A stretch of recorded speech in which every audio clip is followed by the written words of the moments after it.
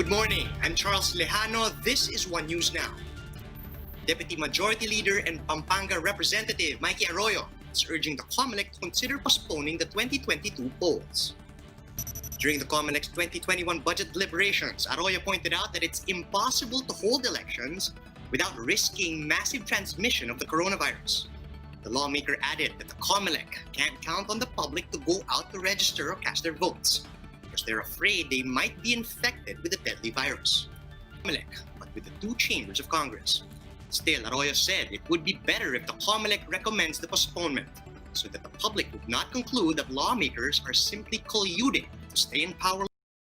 You have to, and also, I believe that since the youth and those who are actually unregistered citizens who are allowed to vote by law will have a hard time registering, whether they are transferring or not, or they are first-time voters.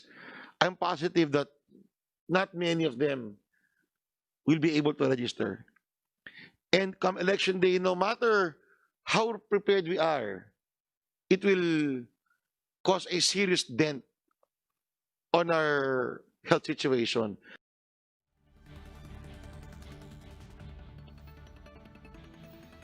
The Labor Department supports calls to downgrade the quarantine status of Metro Manila to modify GCQ by October.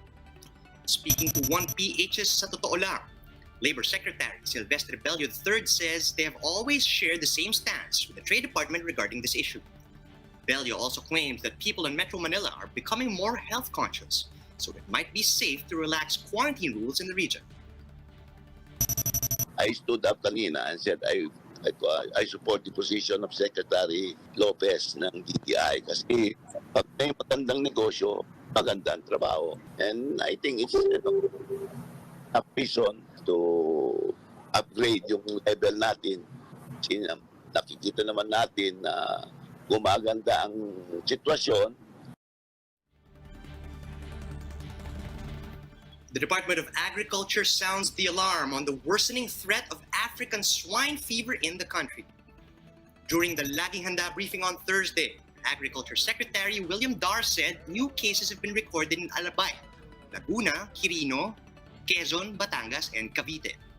Dar admits that this outbreak is already affecting the hog supply in the country. He added that the department has tapped hog raisers from Visayas and Mindanao to ensure enough supply in Luzon. Despite this, the DA assured the public that pork products in the market are safe because the National Meat Inspection Service examines these before distribution. But if the shortage continues, Dar says they are open to importing pork products from other countries. Dalawang strategies palagi, di ba? Yung pagtulong dito sa local hog industry. That's why may restocking na ginawa po natin. Tuloy-tuloy po yung pagtulong natin. Pero because of the SF, talagang may pagbababa yung hog inventory natin. So, ang isang strategy ay kung mga countries na walang ASF, ay pwede naman punuan yan galing sa ibang bansa. During this time na kulang tayo ng pork or pork products. We'll be back with more stories after a short break. Keep it here on One News.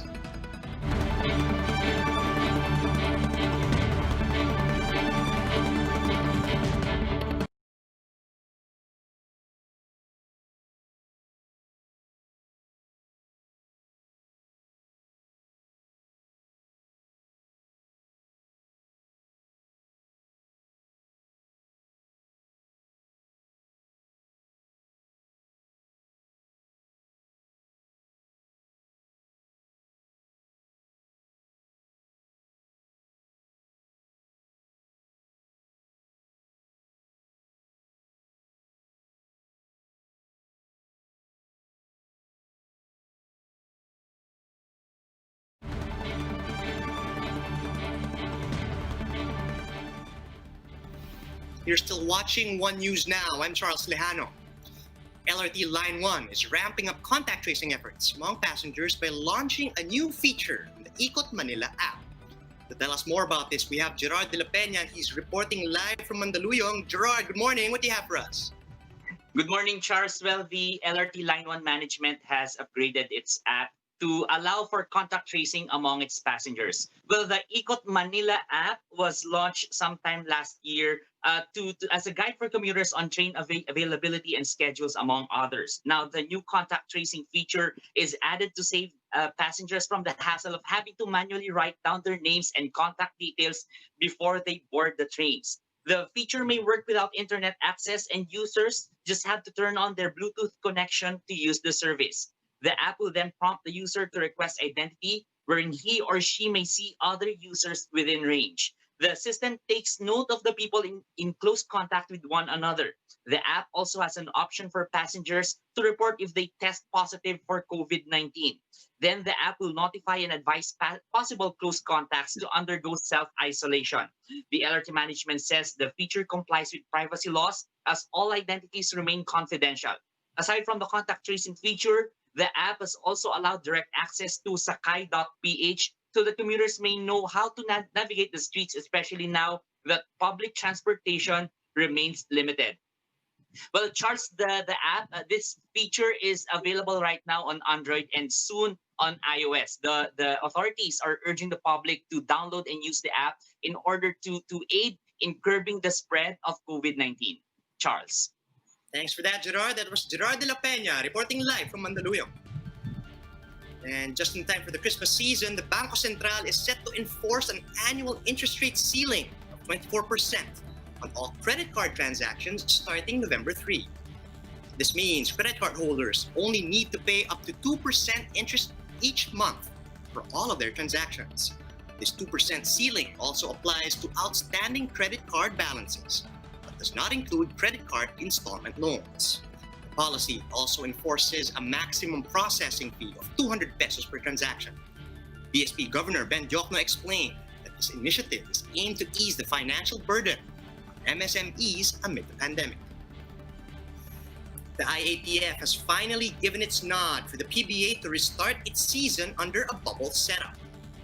Testing czar Vince Dizon confirmed that the IATF has given provisional authority to restart the Philippine Cup, the 45th season of the PBA in Clark City, Pampanga. The bubble will span the entire 200-hectare-wide Mimosa Estate, which is home to 2 championship golf courses, as well as the Quest Hotel, for the exclusive use of the PBA. It also includes the Angeles University Foundation Gym, where games, practices, and scrimmages will be held. Dizon says there's no need to worry about the fact that the league was only given provisional authority since they're just waiting for the PBA to finalize safety protocols for the restart. Huwag ko kayong mabahala dun sa word na provisional. Kailangan lang amendahin yung protocols na yon. Pero since mas stricto nga yung gagawin sa PBA at mas safe siya, mas stringent, then may authority na ang PBA na mag-begin, no? Dahil nga ang provisional ngayon dahil kailangan i-adjust ngayon yung agreement ng GAB at ng DOH para ma-reflect yung mas stricter provisions dun sa PBA bubble. The final team lineups will be released tomorrow, and all players should be in the bubble by October 10 at 11:59 p.m. Anyone who does not meet this deadline will no longer be allowed to enter the bubble. Doubleheader games in the elimination round will begin on October 11 at 4 p.m. and 7 p.m. For all that, everyone who will enter the bubble needs to undergo RT-PCR testing, a 5-day home quarantine while waiting for the results to come out. And when they get to Clark, they'll undergo another round of RT-PCR testing, another strict quarantine, until they get cleared for practice. During the bubble, everyone will undergo RT-PCR testing every 2 weeks. Will have to log in to the Stay Safe app for contact tracing. PBA Commissioner Willie Marshall warns players, coaches, PBA officials, media personnel, hotel staff, and service providers that violating any of these protocols will result in hefty fines. Yeah, kahit sino lumabas, kahit sino, staff, TV crew, player, automatic 100,000. Players, pati sigurado, yung staff din, yung sa TV5, Walang sweldo for 1 month. Okay? Players, sa susunod na conference, 5-game suspension without pay pa rin. For more updates, visit News 5, Philippine Star and Business World online. Visit our website, onenews.ph, for more in-depth analysis. And you can also catch One News on the Signal Play app. Just register for a free account at www.signalplay.com. Stream One News live anytime, anywhere. I'm Charles Lejano.